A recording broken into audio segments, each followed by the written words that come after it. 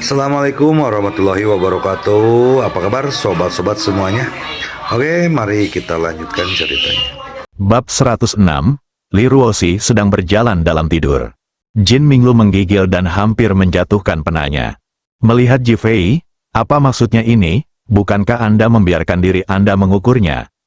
Di matanya, Ji Fei adalah keberadaan yang menakutkan. Jika bukan karena Ji Fei, siapakah Li Boyang? Siapakah Li Ruoxi? Mengapa Anda perlu meminta maaf? Karena itu, saya memberinya kompensasi 600 juta, tepatnya 1 miliar. Ini adalah 1 miliar emas dan perak asli, bukan uang dari dunia bawah, tetapi uang yang tertiup angin kencang. Hasilnya tidak memuaskan, hatiku terasa pahit seperti diairi oleh air laut. Lubang tak berujung untuk diisi. Tuan Ji, apa maksudmu? Patah, Ji Fei menamparkan meja lagi. Jin Minglu, dengarkan baik-baik. Aku hanya akan mengingatkanmu sekali. Di mataku, Li Ruoxi lebih penting dari apapun. Untuk apapun yang menentang Li Ruoxi, beritahu aku, Ji Fei, apa yang hasilnya adalah, Anda harus berpikir. Matanya melotot, dan napasnya tajam. Dengan sekejap, Jin Minglu merasa seolah-olah ada pedang tajam yang diarahkan ke tenggorokannya, dan tubuhnya terasa seperti jatuh ke dalam gudang es. Seluruh tubuh saya tegang, dan saraf saya tampak kacau. Ambil 1 miliar 500 juta lagi sebagai kompensasi untuk istri saya. 500 juta itu adalah kompensasi untuk Feng Kun dan 5 lainnya. Lalu tanda tangani kontrak kerjasama. Jika kamu tidak mau, kamu dapat mengambil 2 cek ini dan pergi sekarang. Aku tidak akan pernah menghentikanmu. Setelah Ji Fei selesai berbicara, dia melihat ke arah pintu ruang konferensi, seolah ingin pergi. Jantung Li Boyang mulai berdetak lebih cepat, dan dia menjadi gugup ketika dia dihina secara langsung. Kemudian, dia diberi 400 juta, 600 juta, dan sekarang 1 miliar, dan dia masih terlihat seperti Jin Minglu yang menuntut Ji Fei. Tidak percaya, melihat Ji Fei lagi, dia tampak seperti ingin mengusirnya. Jin Minglu merasakan kemarahan memuncak berulang kali, dan dia ingin menamparkan meja dan berdiri, tetapi pada akhirnya dia memikirkan rencananya dan menahannya. Apapun yang Tuan Ji katakan, itulah yang dia katakan, haha. Dengan senyuman enggan, saya mengambil pena, menyapu beberapa titik, dan menulis cek 1 miliar lagi. Tuan Ji, 2 miliar, setiap sen itu banyak, 3 cek diserahkan kepada Ji Fei. Ji Fei mengambil cek itu dan melemparkannya ke Li Boyang. Ayah, gunakan uang ini untuk memotivasi karyawan grup Li kita yang baru. Saya tidak percaya ada orang yang mau menjadi antek Feng Kun, Xia Qianming, dan lainnya. Mulut Jin Minglu bergerak-gerak, sangat tertekan. Sebaliknya, Ji Fei sangat senang menghabiskan uang orang lain untuk memenangkan hati rakyatnya sendiri. Li Boyang mengambil cek tersebut, bukan hanya tanpa rasa senang, tapi lebih seperti memegang benda berat. Sangat panas saat disentuh dan mengambil makanan dari mulut harimau. Jin Minglu, ingat apa yang baru saja aku katakan. Kamu hanya punya 1 kesempatan, manfaatkan sendiri. Setelah Ji Fei selesai berbicara, dia berdiri dan pergi. Jin Minglu melihat punggung Ji Fei, hatinya penuh dengan rumput dan kuda lumpur yang berlari kencang, dan ada juga kemarahan yang tak terhitung jumlahnya. Dia berharap dia bisa memiliki senapan mesin di tangannya sekarang dan mengajar Ji Fei hingga menjadi sarang lebah. Sebagai kepala keluarga Jin, dia kini telah mendukung hampir semua hal di keluarga Jin. Tidak ada yang berani bersikap begitu sombong. Bahkan banyak orang dari keluarga kelas 1 tidak berani bersikap sombong padanya. Tapi sekarang Ji Fei tidak hanya sombong di depannya, tapi bahkan penghinaan yang menghancurkan, penghinaan yang telanjang. Jika itu adalah keluarga besar, dia akan berani melawannya melalui grup Jin. Namun, menghadapi Ji Fei, sosok misterius di mata semua orang, dia benar-benar bingung. Wajahnya dipukuli dengan parah, martabat diinjak-injak. Masyarakat tetap harus menerimanya dengan senyuman di wajahnya. Terutama kata-kata terakhir Ji Fei, yang sepertinya mengingatkan tapi sebenarnya peringatan, bahkan lebih mempermalukannya. Itu seperti saya memberitahu anak itu, ini tidak diperbolehkan, itu tidak diperbolehkan. Perlakukan dia sebagai cucu, hahaha, saya akan mengingat setiap kata dari perkataan Tuan Ji. Saya pasti akan pulang dan menuliskannya di dinding untuk mengingatkan diri saya sendiri sepanjang waktu. Jin Minglu memiliki semangat kepahlawanan, lembut namun keras, dan memberitahu Ji Fei bahwa dia harus menyimpan kebencian ini di dalam hatinya. Ji Fei mengangkat sudut mulutnya, mengabaikannya, dan pergi dengan tenang. Dia tidak pernah menghentikan orang yang ingin mati. Adapun cara Li Boyang dan Jin Minglu membahas kerjasama, itu bukan urusannya. Menurutnya, jika Jin Minglu ingin menipu grup Xin Li, dia mencari kematiannya sendiri. Apa yang terjadi di ruang konferensi mengejutkan keluarga Li. Di meja makan, keluarga tersebut menahan keraguan mereka saat melihat Ji Fei makan dengan nikmat dan bahkan melahapnya. Setelah makan, Li Ruoxi mencoba bertanya pada Ji Fei beberapa kali, tetapi dialihkan. Dia bahkan selesai mandi lebih awal dan berlari kembali ke kamarnya. Gigi Li Ruoxi terasa gatal karena marah. Tengah malam, Li Ruoxi berguling-guling, tidak bisa tidur, tidak dapat menahan keraguannya lagi. Dia duduk dari tempat tidur dan diam-diam naik ke lantai 3. Ji Fei tidur sendirian di lantai 3. Ruangannya tidak tertutup, dan nafas Ji Fei terdengar dari jauh. Dengan jantung berdebar kencang, Li Ruoxi mengangkat kakinya tinggi-tinggi dan berjalan dengan lembut ke kamar Ji Fei. Dia menutup pintu dengan lembut menggunakan punggung tangannya dan menghela nafas lega saat melihat Ji Fei belum bangun. Ketika dia sampai di samping tempat tidur Ji Fei, dia melihat ponsel di meja samping tempat tidur. Didorong oleh rasa ingin tahu, dia secara tidak sengaja mengambil ponsel Ji Fei dan ingin melihat apakah ada rahasia di ponsel Ji Fei. Ternyata ponsel Ji Fei itu seperti versi miniatur dari sebuah batu bata. Bukan smartphone sama sekali, dan dia tidak bisa masuk meski sudah mencobanya dalam waktu yang lama. Tertekan dan hampir marah, Ji Fei menghela nafas dan berkata, "Sayang, apakah kamu jatuh cinta padaku? Kalau tidak kamu akan datang ke sini dan melihat ponselku di tengah malam." Li Ruoxi, wajahnya tiba-tiba memerah sampai ke pangkal lehernya. Tanpa diduga, Ji Fei terbangun, sepertinya. Lihat semuanya, memegang telepon, meletakkannya tidak benar. Memegangnya tidak benar, dengan wajah penuh rasa malu. "Saya memiliki informasi kontak di ponsel saya tentang gadis kecil yang saya cintai sejak saya berusia 8 tahun. Apakah Anda ingin mencari informasi kontaknya?" Ji Fei telah memutuskan bahwa jika Li Ruoxi ingin tahu, dia akan memberitahunya bahwa dia adalah gadis kecil di hatinya. Namun Li Ruoxi sepertinya telah melepas pakaiannya dan berdiri di depan Ji Fei. Malu, tertekan, tak bisa bicara, akhirnya memutar matanya, "Brengsek, kenapa kamu datang ke kamarku untuk tidur? Apa kamu mencoba memanfaatkanku?" Karena itu, dia melompat ke tempat tidur dan meninju serta menendang Ji Fei. Ji Fei, kebanggaan masih terlihat di wajahnya sekarang, tapi hatinya bingung. Bingung, operasi apa ini? Apakah kamu tidak menggoda Li Ruoxi? Kenapa dia memukul dirinya sendiri sekarang? Terlebih lagi, dia bahkan mengatakan bahwa dia berlari ke kamarnya. "Ini kamarmu sendiri, oke?" Patah, Ji Fei menyalakan lampu kamar. "Ah!" Li Ruoxi dengan cepat menutup matanya dengan tangannya, tapi dengan cepat menurunkan tangannya dan melihat sekeliling. "Ini, di mana ini?" "Ah!" Li Ruoxi ingin berteriak, tapi Ji Fei menutup mulutnya. "Kamu ingin menakuti orang tuamu di tengah malam. Brengsek, kenapa kamu menyelinapkanku ke kamarmu? Apa kamu ingin bertingkah seperti binatang?" Mata Ji Fei selebar mata banteng. Apakah ini murid langsung Zubaji?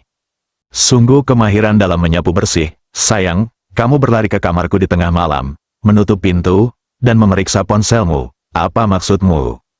Li Ruoxi menggelengkan kepalanya seperti mainan. "Tidak, sama sekali tidak. Aku baru saja tidur, bermimpi. Mengapa aku datang kepadamu?" "Ji Fei, apakah Anda ingin mengatakan bahwa Anda sedang berjalan dalam tidur?" Sudah berakhir, aku sedang berjalan dalam tidur."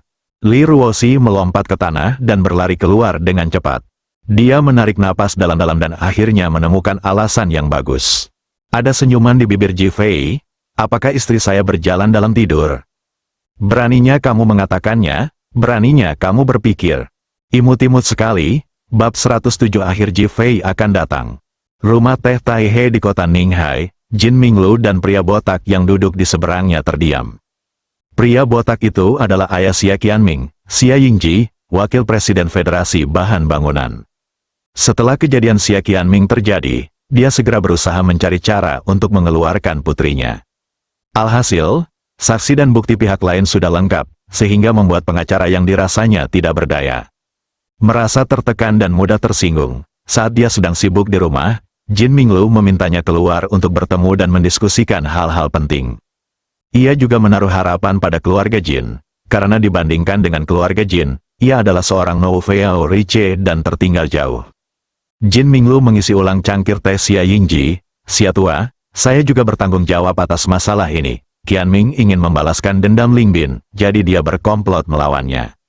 Xia Yingji memegang erat cangkir teh di tangannya. Kemarahan melintas di matanya berulang kali, dan akhirnya dia menahannya. Yang disalahkan dalam hal ini adalah kelicikan Ji Fei. Apa yang dilakukan Qianming sudah sempurna. Jin Minglu mengangguk. "Ya, melalui kejadian ini, saya melihat kemampuan dan keunggulan Qianming, tetapi pihak lain terlalu berbahaya. Aku harus membalaskan dendam Qianming." Xia Yingji mengepalkan tangannya erat-erat, dan kepala yang bersinar itu tampak bersinar lebih terang. "Saya telah menggali lubang untuk mereka," kata Jin Minglu dengan ekspresi dingin. "Lubang apa?" "Saya memberikan proyek renovasi komunitas Taman Shengxi kepada grup Li baru. Mereka sangat senang dengan kontrak senilai 500 juta, tetapi mereka tidak tahu bahwa itu adalah jurang yang dalam."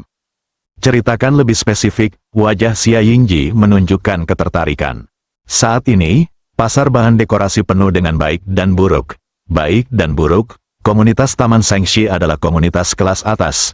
Jika bahan perbaikan tidak memenuhi standar, pemiliknya pasti akan marah. Status dan konsekuensinya bisa dibayangkan." Xia Yingji mengangkat alisnya. Dia adalah wakil presiden dan paling mengetahui kebenaran. Dia mengangguk dengan berat.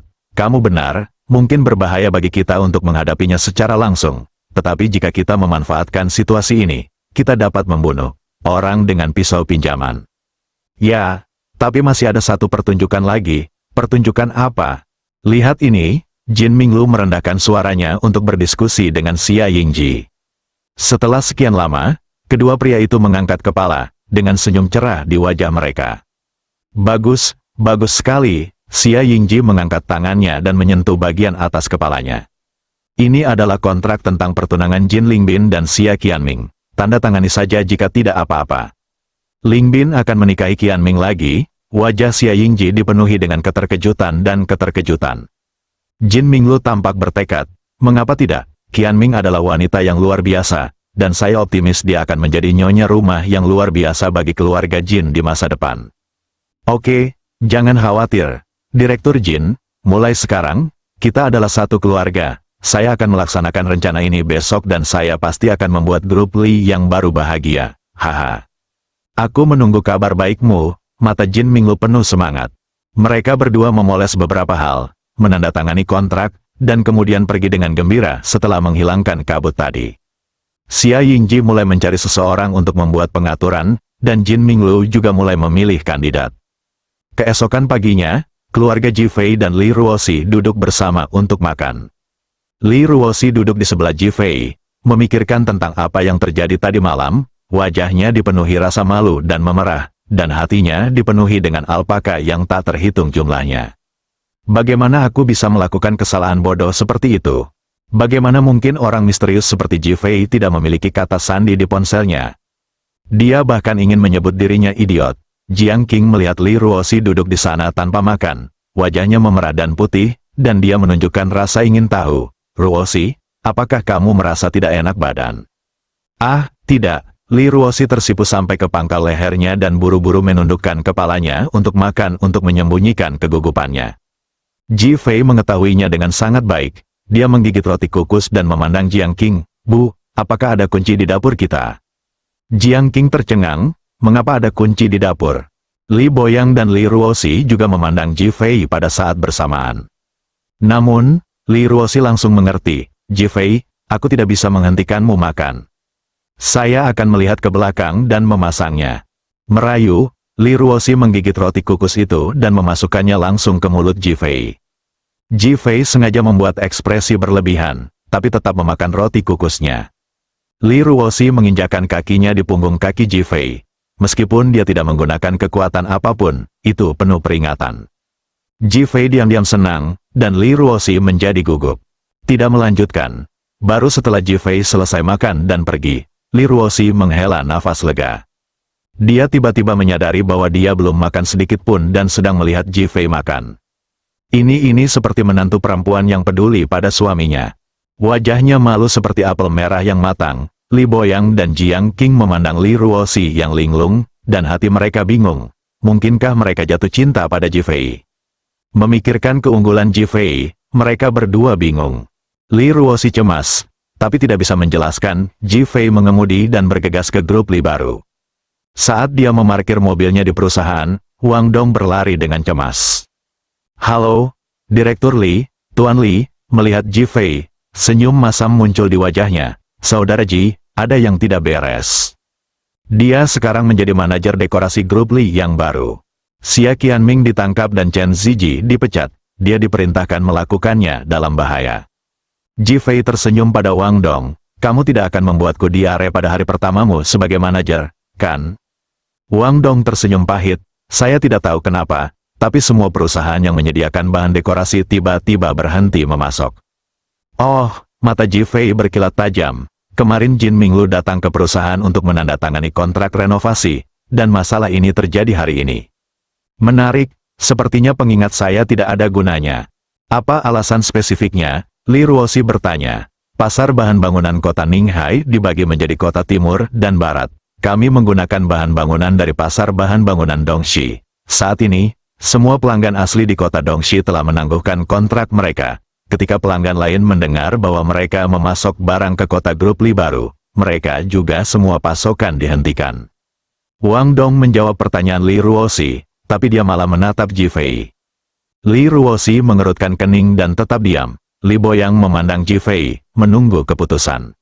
Ji Fei mengangkat tangannya dan menepuk bahu Wang Dong. "Jika kamu tidak bisa menyelesaikan masalah ini, jangan menjadi manajer ini. Jika kamu tidak bisa melakukannya di pasar timur, kamu bisa pergi ke pasar barat. Bisakah orang hidup mati lemas?"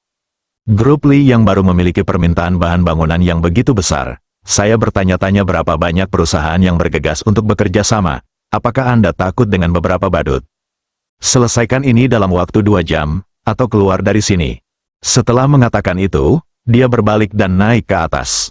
Wang Dong tercengang saat itu juga. Laporannya tidak hanya gagal menyelesaikan masalah, tetapi bolanya juga ditendang ke dirinya sendiri, dengan ekspresi bingung di wajahnya. Li Ruoxi tidak mengerti maksud Ji Fei. "Wang Dong, kembalilah dan hubungi kami secepatnya. Jika kamu memiliki pertanyaan, teleponlah kapan saja." Wang Dong mengangguk dengan lesu dan bergegas ke pasar barat, sangat takut Ji Fei akan marah. Di kantor Li Ruoxi, Ji Fei, pasti ada seseorang yang menyebabkan masalah dalam masalah ini. Mengapa kamu tidak maju untuk menyelidikinya?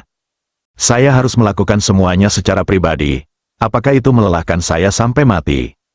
Li Ruoxi tidak bisa berkata-kata karena pertanyaan itu. 2 jam kemudian, Wang Dong kembali dan memberitahunya bahwa masalahnya telah diselesaikan. Ji Fei langsung memberinya 100.000 yuan dan memintanya menggunakannya untuk menjamu tamu makan malam dan memperluas kontaknya. Wang Dong mengambil uang itu dan memandang Ji Fei dengan bingung.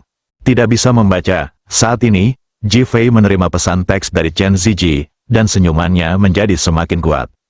Balasan terakhirnya adalah 5 kata, "Tunggu sampai ikan mengambil umpannya."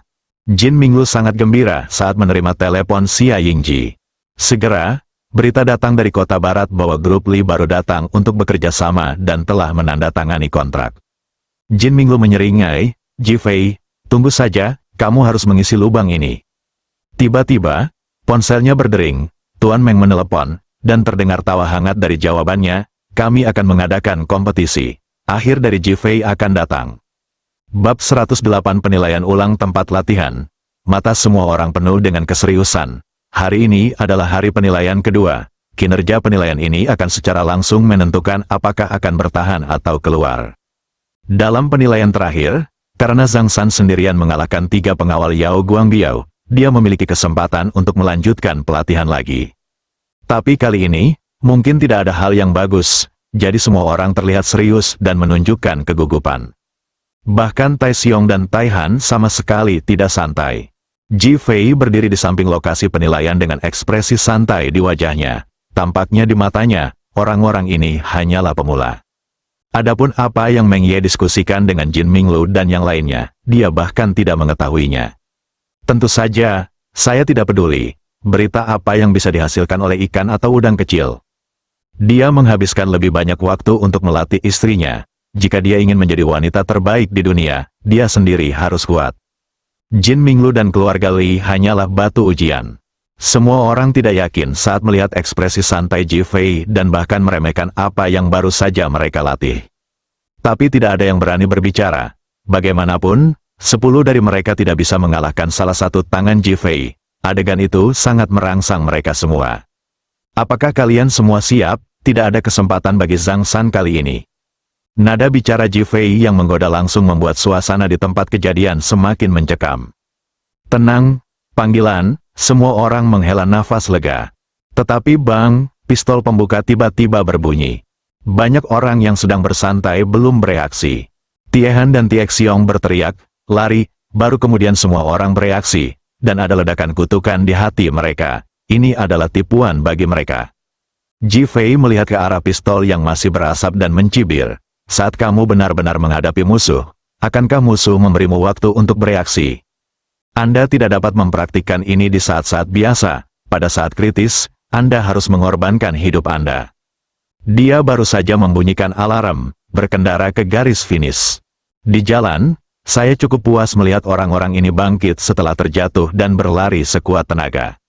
Ji Fei tiba-tiba memperlambat mobilnya dan melihat beberapa orang terjatuh ke dalam lubang. Karena gugup dan cemas, mereka tidak bisa keluar. Dengan bantuan mereka, banyak orang berhenti berlari dan mulai membantu orang lain. Ji Fei mengangguk puas di dalam mobil. Inilah semangat tim yang dia inginkan. Dia sangat puas dengan pelatihan intensif Phoenix selama 20 hari. Sekarang grup Li yang baru mulai berlayar, mereka membutuhkan banyak orang. Karena alasan inilah Zhang San dan yang lainnya akan diberi kesempatan baru. Kalau memang tidak kompeten, menjadi satpam pasti lebih baik dari satpam saat ini. Setiap orang harus memainkan peran terbaiknya. Didi, Yao Guangbiao menelepon, dan Ji Fei mendesak untuk menjawab. Tuan Ji, kamu di mana? Ada sesuatu yang mendesak yang ingin kutanyakan padamu. Nada suaranya cemas dan penuh ketakutan. Tempat latihan. Aku akan segera ke sana. Yao Guangbiao buru-buru menutup telepon. Ji Fei tidak banyak berpikir dan langsung melaju ke garis finish. Raja Naga, Phoenix berpakaian hitam dan bertopeng, seksi dan mempesona. Pelatihan yang bagus, terima kasih Raja Naga atas pujiannya, tapi mereka semua pemula. Ji Fei merasa tertekan untuk beberapa saat. Dia tidak bisa dibandingkan dengan standar mereka di masa lalu. Alangkah baiknya jika orang-orang ini memiliki kualitas seperti ini. Tentu saja, ini bukan karena standarnya yang rendah, tapi karena dia menerima kenyataan bahwa dia bukanlah seseorang yang bisa menjadi prajurit elit. Bahkan Tai Xiong dan Tai Han terkuat pun hanya bisa melakukannya dengan enggan. Raja Naga, karena kamu sangat ingin menjadikan Li Ruoxi wanita nomor 1 di dunia, telepon saja seseorang dan wujudkan dalam semalam. Sederhana sekali. Simpan. Feng Huang tidak bisa berkata apa-apa lagi. Mata Ji Fei penuh dengan dingin dan peringatan. Raja Naga, aku salah. Suara Phoenix bergetar. Namun, ada rasa keluh kesah. Urus urusanmu sendiri atau menghilanglah dari kota Ninghai. Phoenix tiba-tiba berdiri tegak. Dia tahu bahwa dia, jika dia adalah orang lain, akan berada di dunia lain saat ini. Martabat Raja Naga tidak bisa disinggung. Bisa. Dia merasa sedih saat memikirkan perasaannya terhadap Ji Fei. Orang-orang datang satu demi satu. Mata Ji Fei kembali normal. 1, 2, 3, 50. Phoenix menghitung orang-orang yang datang tanpa ekspresi. Berhenti, semuanya ada di sini. Dengan teriakan terakhir, sayangnya dua bersaudara Tie Xiong dan Tie Han menjadi yang ke-51 pada akhirnya. Mata kedua bersaudara itu penuh penyesalan dan keengganan. Namun, ketika aku melihat saudara-saudara yang lulus ujian dengan bantuanku, mataku merasa lebih bahagia. Tuan Ji, maaf, kami mengecewakanmu. Terima kenyataan dengan tenang. Ekspresi Ji Fei tenang dan dia tidak berbicara sama sekali. Tuan Ji, kami bersedia menyerahkan tempat kami kepada saudara Tie Xiong. Tanpa bantuan mereka, kami pasti akan tersingkir. Ya, kami juga bersedia. Kemampuan kami tidak sebaik Tai Xiong dan Tai Han, mereka mumpuni. Orang-orang yang baru saja dibantu oleh saudara Tai Xiong dan Tai Han semuanya berbicara dengan ekspresi memohon. Wajah Ji Fei berubah muram. Apakah kamu tidak mematuhi perintah? Semua orang merasakan angin sejuk di punggung mereka dan segera menjadi sunyi. Standar yang saya minta hanyalah standar. Kalau tidak memenuhi berarti tidak mampu. Tetapi mereka lambat karena mereka membantu kami. Itu karena mereka tidak mampu. Kalau mereka mampu, mereka tetap bisa mencapai standar dengan lancar meski membantu orang lain. Terjadi keheningan, Ji Fei memandang semua orang, siapa di antara kalian yang memenuhi syarat karena bantuan mereka, majulah. Wow, berdiri untuk separuh orang, kalian semua tersingkir. Pengumuman yang kejam, semuanya berseru. Tie Xiong berdiri dan berkata, Tuan Ji, saya akui bahwa kemampuan kami tidak setara, kami mengakuinya, bisakah kami tidak membiarkan orang-orang ini disingkirkan? Kami bersedia tersingkir bersamamu, mereka yang berdiri berkata dengan berani. Berhentilah membuat masalah, apa kamu tidak tahu apa yang sedang terjadi, teriak Tiehan. Kami hanya tidak mau menyerah, jika Tuan Ji membantu kami seperti Anda, apakah dia masih bisa lulus? Tie Xiong dan yang lainnya semua memandang Ji Fei, meskipun mereka tidak berkata apa-apa, mereka tetap tertarik dengan kecurigaan ini. Lagi pula, dalam hal ini, mereka tidak percaya Ji Fei bisa melakukannya. Ji Fei mencibir, kamu tidak yakin, kan? Ya. Oke, aku akan memberitahumu betapa hebatnya dirimu. Sekarang kembali ke titik awal dan aku akan menilai kembali bersamamu. Setelah itu, saya bahkan tidak mengganti pakaian dan langsung kembali ke titik awal. Ayo kita lakukan lagi, kami tidak percaya kamu bisa lebih kuat dari Tie Xiong dan yang lainnya. Semua orang tampak tidak yakin. Phoenix melihat ke belakang semua orang, dengan cibiran di wajah mereka. Mereka adalah sekelompok orang yang tidak tahu bagaimana hidup atau mati. Anda harus tahu bahwa waktu penilaian saat ini menjadi 2 kali lipat. Meskipun sebelumnya setengah dari waktu penilaian, Ji Fei dapat menyelesaikannya dalam waktu kurang dari setengahnya, yaitu 1/4 dari waktu penilaian saat ini. Dalam hal ini, dibandingkan dengan Ji Fei-ku, bukankah itu meminta pelecehan? Lalu aku memikirkan alasan kenapa aku punya titik lemah pada Ji Fei. Bukankah karena aku dibantu oleh Ji Fei ketika aku sama lemahnya dengan mereka? Namun, pada saat itu, jika Anda gagal dalam tes eliminasi, Anda akan kehilangan nyawa Anda. Dapat dikatakan bahwa Ji Fei membantu mengambil kembali nyawa Anda, dan itu diberikan kepada Ji Fei pada saat itu. Dia tahu ada pertunjukan bagus lainnya hari ini. Sayangnya dia tidak ikut bermain. Bab 109 undangan ke kompetisi. Kembali ke titik awal, Yao Guangbiao kebetulan tiba. Ji Fei melemparkan senjata pembuka langsung ke tangan Yao Guangbiao. Ayo, kamu yang memberi perintah, dan aku akan mengevaluasi ulang dengan bajingan ini. Setelah mengatakan itu, dia melihat ke arah Tie Xiong dan yang lainnya. Demi keadilan, saya berdiri di akhir, dan saya akan bertanggung jawab untuk membantu Anda dalam setiap kesulitan. Setelah Anda melewatinya, saya akan naik ke level berikutnya. Ini Tie Xiong dan yang lainnya mengira mereka salah dengar. Terakhir, bagaimana cara membantu mereka ketika mereka berada dalam kesulitan?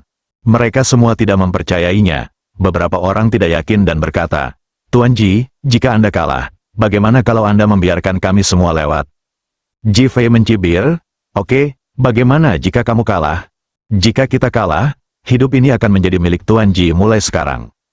Oke, dia berjalan ke ujung tim dan berkata, jika kalian semua sudah siap kali ini, biarkan Yao Guangbiao memberi perintah. Yao Guangbiao memegang pistol terompet di tangannya dan memandang Ji Fei, yang berdiri di ujung, dengan keraguan di hatinya.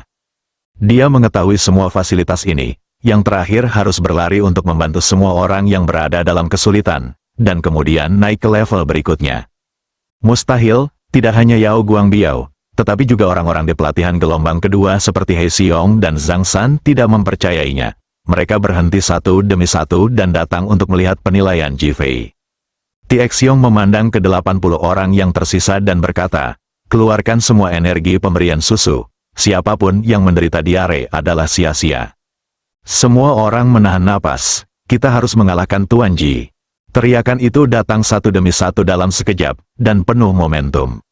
Ji Fei diam-diam terkekeh, sekelompok pembicara. Tie Xiong memandang Yao Guangbiao. Kami siap. Yao Guangbiao mengangguk, dia juga ingin melihat betapa kuatnya Ji Fei. Terutama ketika dia memikirkan tujuannya hari ini, semakin kuat dia, semakin percaya diri dia. Dengan sekejap, langsung tarik pelatuknya, semua orang berlari ke depan seperti segerombolan. Tai Xiong dan Tai Han ingin bekerja keras untuk membuktikan bahwa mereka kuat dan berlari di depan. Alhasil, sesampainya di lokasi jatuhnya tong minyak tersebut, tiba-tiba sesosok tubuh melintas di hadapan mereka dan seluruh tong minyak tersebut telah terlempar. Ji Fei tidak tahu kapan dia menjadi orang nomor 1. Dan itu berhasil melewati rintangan pertama. Apakah ini manusia?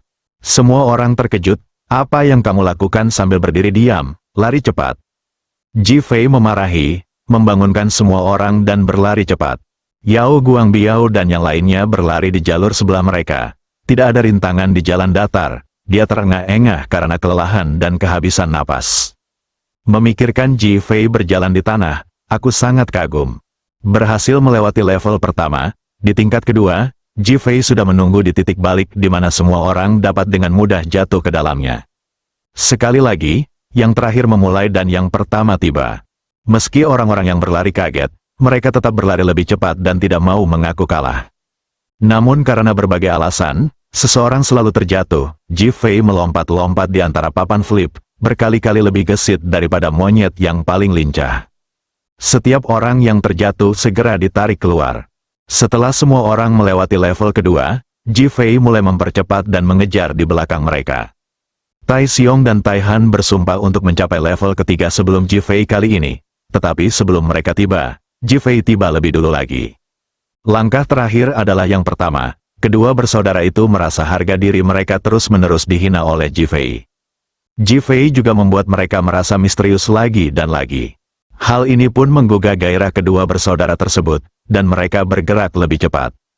Namun tidak peduli seberapa cepat mereka, Ji Fei selalu menjadi orang terakhir yang meninggalkan level sebelumnya dan menjadi orang pertama yang mencapai level berikutnya. Ketika semua orang melewati rintangan terakhir dan mengira mereka akhirnya bisa mengalahkan Ji Fei, mereka tiba-tiba menemukan bahwa Ji Fei telah menghilang. Ketika dia melihat dengan jelas lagi, Ji Fei sudah berdiri di garis finish, wajahnya tenang, dan dia bahkan tidak menunjukkan keringat. Tai Xiong, Tai Han dan lainnya berada dalam kebingungan. Saat mereka melewati garis finish, hati mereka terasa dingin, bahkan lebih dingin dari es. Gagal, benar-benar gagal. Baru saja, ketika Ji Fei mengatakan bahwa mereka tidak cukup kuat, dia masih merasa sedih. Dia bahkan merasa tidak mungkin jika Ji Fei menggantikannya. Hasil mereka tersesat dalam keadaan panik dan tanpa martabat sama sekali. Dia adalah orang terakhir yang memulai setiap level. Setiap kali, dia membantu mereka yang mengalami kesulitan dan menjadi orang terakhir yang keluar. Namun pada akhirnya, dialah yang pertama berdiri di garis finish. Yang terpenting saya lelah seperti anjing, tapi yang lain tenang dan bahkan tidak berkeringat. Seberapa menarikkah kesenjangan ini? Memikirkan keengganan dan keraguanku barusan, aku merasa seperti sekelompok badut yang melompat keluar dan menunjuk. Tai Xiong dan Tai Han melangkah maju. Tuan Ji, kami kalah, kami akan menjadi milikmu mulai sekarang. Oh, Ji Fei mencibir, jadilah bangsaku, apa yang dapat kamu lakukan? Apakah kamu ingin aku membesarkanmu dengan sia-sia? Semua orang tersipu, memikirkan penampilan mereka barusan, dan mereka sangat terkejut. Ayo pergi, ayo kembali berlatih, Tetsuo berteriak, berdiri dan kembali ke titik awal. Dia tahu bahwa mereka yang ingin menjadi Ji Fei harus memiliki kemampuan yang serasi. Hore, semua orang kembali dengan cepat. Ji Fei memandang Yao Guangbiao, yang baru saja kehabisan napas. Apa yang kamu inginkan dariku, saudaraku? Lihat undangan ini. Yao Guangbiao menyeka keringatnya dan menyerahkan surat undangan hitam kepada Ji Fei. Ji Fei hanya tersenyum dan berkata dengan undangan hitam, ini memiliki arti yang dalam. Saat membuka surat undangan, saya melihat surat itu dikirim bersama oleh Meng Ye dan Gao Ge. Yao Guangbiao berkata dengan cepat, pihak lain memiliki niat yang sangat dalam. Ekspresinya serius, menunjukkan kekhawatiran. Apakah kamu sudah berurusan dengan semua industri teduh itu sekarang? Sudah ditangani, karena kejadian itulah mereka membenciku. Apakah mereka semua menderita kerugian saat terakhir kali kota ini menindak gangster? Yao Guangbiao mengangguk. Terakhir kali mereka tidak hanya kehilangan uang, tapi juga kehilangan banyak orang. Kakak Ji, yang bersama mereka, benar-benar hancur. Yao Guangbiao tidak berani mengatakan bahwa sekarang dia akan menjadi sasaran kritik publik. Mereka menyalahkanmu, Yao Guangbiao mengangguk, biarkan aku pergi ke istana megah malam ini untuk duduk. Ini sebenarnya perjamuan Hongmen. Sekarang Yao Guangbiao merasa sangat tidak yakin. Dia bukan lagi raja bawah tanah, juga bukan ketua grup Boyang. Jika bukan karena beberapa saudara, dia akan khawatir jika dia tidur hari ini, tubuhnya akan hancur besok. Apakah kamu takut? Yao Guangbiao tersenyum malu-malu. Saudara Ji, Alasan utamanya adalah perjamuan Hongmen mereka adalah kompetisi seni bela diri. Beruang hitamku dikalahkan oleh Zhang Sanmu 3 kali dalam 1 detik. Aku tidak bisa menahannya. Dulu, dia merasa bawahannya semuanya sangat baik dan tidak sederhana. Sekarang, dia menyadari bahwa di depan Ji Fei, rakyatnya jahat dan tidak layak. Sekarang, yang dibicarakan pihak lain adalah kompetisi seni bela diri, yang merupakan tantangan terang-terangan bagi Yao Guangbiao. Jika dia kalah, Yao Guangbiao tidak akan mampu bertahan di lingkaran Ninghai, dan hasilnya akan lebih buruk lagi. Kompetisi ini sangat mendadak bagi Yao Guangbiao. Setelah lawannya menghilang beberapa saat, dia tiba-tiba menyadari bahwa dia pasti sudah bersiap. Dan dia tidak siap menghadapi apapun. Jika dia pergi ke sana, dia pasti akan dipukuli habis-habisan atau bahkan cacat. Saya merasa tidak nyaman. Ji Fei melemparkan kembali undangan itu dan berkata, "Aku akan menemanimu malam ini." "Terima kasih, saudaraku." Yao Guangbiao masih berpikir sekarang, apakah dia bisa meminjam seseorang seperti Te Xiong, Tai Han, atau Zhang San, setidaknya tidak akan terlalu memalukan untuk kalah. Tanpa diduga, Ji Fei ingin pergi ke sana secara langsung, yang membuatnya lebih bahagia daripada memenangkan 5 juta. "Kamu tidak perlu bersikap sopan. Saya juga ingin menggunakan kesempatan ini agar orang-orang di Ninghai mengetahui siapa saya. Ngomong-ngomong, saya ingin melihat apakah ada ahli di Ninghai yang bisa begitu sombong." Yao Guangbiao tahu bahwa Ji Fei ingin memberitahu semua orang di Ninghai, "Kakak ada di sini." Bab 110, memberi uang untuk melakukan sesuatu. "Saudaraku, haruskah aku memberitahu semua orang bahwa kamu ingin maju sendiri?" "Tidak." Yao Guangbiao diam-diam memuji kakak tertuanya karena bersikap rendah hati. "Aku sendiri yang akan menjemput adikku malam ini." Dengan kata-kata Ji Fei, sepertinya dia memiliki anak panah yang tidak bisa dihancurkan, dan tidak ada yang perlu ditakutkan. Lin Hu dan Lin Bao tidak ada apa-apanya di depan kakak laki-laki tertua mereka, jadi siapa yang melakukan yang lain? Pemeriksaan ulang kakak laki-laki tadi adalah kedatangan para dewa. Dia awalnya ingin memberitahu semua orang bahwa kakak laki-laki tertua secara pribadi mengambil tindakan untuk mengejutkan dan menakut-nakuti semua orang. Tetapi karena kakak laki-laki tertua tidak menonjolkan diri, dia hanya bisa menerimanya. Adapun Ji Fei, dia benar-benar tidak menganggap serius orang-orang di kota Ninghai. Menurutnya, ini adalah satu-satunya cara agar grup Li yang baru bisa bangkit. Hanya dengan menenangkan orang-orang ini, grup Li yang baru dapat benar-benar bangkit di Ninghai. Inilah yang disebut, jika Anda tidak menyapu satu rumah, bagaimana Anda bisa menyapu seluruh dunia? Ikan-ikan kecil dan udang yang bersembunyi di balik bayang-bayang ini adalah belenggu yang menghambat pembangunan. Dia ingin menghancurkannya, tentu saja. Dia juga ingin menggunakan metode ini untuk melihat apakah ada ikan besar di dunia bawah tanah kota Ninghai, mengaduknya, dan membersihkannya sekaligus. Tie Han dan Tie Xiong kebetulan membawa orang kembali untuk berlatih lagi. Mata Ji Fei berbinar dan dia melambai ke Tai Xiong dan Tai Han. "Kemarilah." 2 orang berlari mendekat. "Kakak Ji, pergi dan bersihkan. Biarkan Yao Guangbiao mengajakmu keluar melihat dunia malam ini." Setelah beberapa saat terkejut, kedua orang itu segera mengerti bahwa Ji Fei telah menerima mereka dan ingin memberi mereka kesempatan untuk berlatih. Dengan wajah gembira, dia berkata, "Terima kasih, Saudara Ji." Tai Xiong, Tai Han dan Yao Guangbiao pergi, Ji Fei ditinggal sendirian. Grup Kim, Jin Minglu duduk di kursi ketua, mengetukkan tangannya ke meja secara berirama, dengan senyum bangga di wajahnya. "Kakak ipar, apakah kamu bahagia?" Hua Yue masuk dan mengangkat sudut mulutnya ketika dia melihat Jin Minglu. Dia telah bersamanya selama bertahun-tahun, dan dia tahu hanya dengan satu ekspresi bahwa sesuatu yang baik pasti telah terjadi padanya. Mata Jin Minglu tertuju pada stoking sutra hitam Hua Yu yang bersinar di bawah lampu, dan matanya dipenuhi cahaya, ingin tahu. Tentu saja, Hua Yue Jiao tersenyum dan datang ke sisi Jin Minglu dengan pemahaman diam-diam dan duduk di pangkuannya. Karena kegembiraannya, Jin Minglu memeluk Hua Yue dengan erat. "Ji Fei pasti akan mati hari ini." "Apa?" Hua Yue masih kesakitan, tapi langsung terhanyut oleh kegembiraan, matanya terbuka lebar dan berkilau di dalam. Tuan Meng dan yang lainnya telah kembali. Mereka mengadakan kompetisi dengan Yao Guangbiao malam ini di kota yang megah. Apa hubungan kompetisi seni bela diri Yao Guangbiao dengan Ji Fei? Ji Fei adalah kakak tertua Yao Guangbiao. Grup Boyang memberikannya kepada Li Ruoxi.